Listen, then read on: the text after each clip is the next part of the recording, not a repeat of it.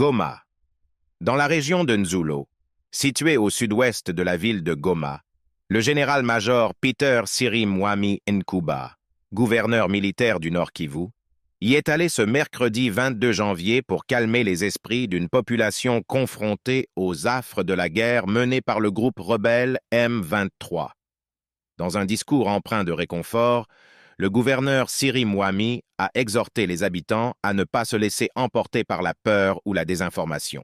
« Ne cédez pas à la manipulation », a-t-il martelé, soulignant que les forces armées de la République démocratique du Congo sont pleinement engagées dans la protection de leurs concitoyens.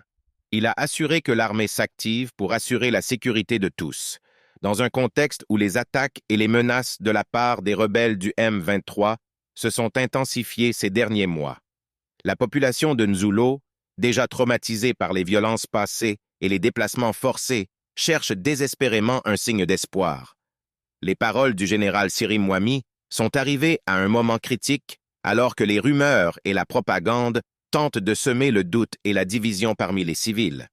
En soulignant l'engagement de l'armée, il vise non seulement à rassurer mais aussi à renforcer la confiance en les institutions militaires du pays.